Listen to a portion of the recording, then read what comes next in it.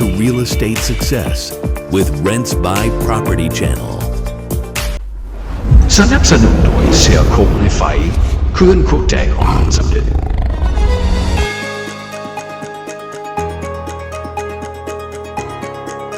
สบายดีข้าพเจ้าหุ่มพันธ์สัญราชมื้อนี้ข้าพเจ้ามี3หัวข้ออยากมาแลกเปลี่ยนโดยเฉพาะแม่นเจ้าของเฮือนให้เซามือใหม่มักมองข้าม3สิ่งนี้เนาะเพื่อให้เฮือนเฮาได้แขกไว้แล้วก็ได้มูลค่าดี3คำแนะนำช่วยให้เรือนได้เซาไวและได้ราคาที่ดีมีหยังเจ้าก่อนเฮาที่จะปล่อยเฮือนให้เซาเนาะแน่นอนอยู่แล้วท่านจะต้องได้ทำความสะอาดทั้งสวนถ้าเฮือนเนาะเก่าแล้วก็สามารถทาสีได้เวลาในหน้าอสังหาเจ้าพาลูกค้ามาเบิ่งเนาะเขาเจ้าก็จะมี first impression เนาะในการเซาเฮือนเฮาหั่นวันนี้คำแนะนำที่2วันนี้เรื่องค่าเซาเฮือนเฮา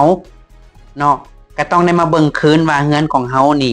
มันอยู่ตลาดมาดนปานใดแล้วมันต้องมาเบิ่งว่าเฮือนเซาของเฮากับ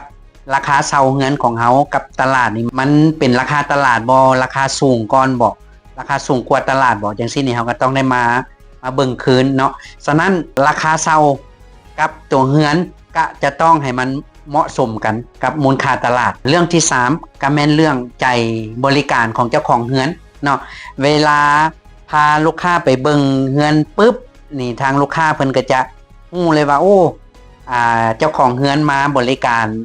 เอาอกเอาใจดีว่าซั่นเนาะการบริการยิ้มแย้มแจ่มใสดีจังซี่นี่ก็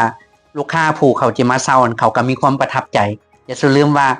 1 ปีที่เขาเจ้ามาอยู่เฮือนของเฮาก็คือว่ามาอยู่นำเฮาเวลาเขาเจ้ามาอยู่ต่างถิ่น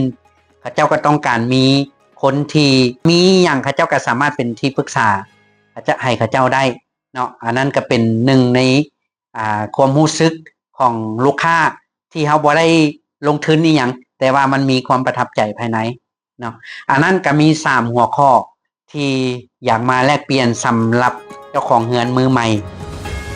แล้วเฮือนทานจะได้เซาไว้แล้วก็ได้มูลค่าที่ดีอย่าลืมกดติดตามช่องของข้าพเจ้าเพื่อให้กำลังใจข้าพเจ้าและก็ทีมงานสร้างสิ่งดีๆให้กับสังคมลาวเดี๋ยวพบกันในคลิปต่อไป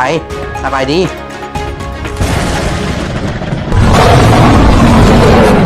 สนับสนุนโดยเสือโครงรถไฟเพื่อนคู่ใจของคนสำเร็จ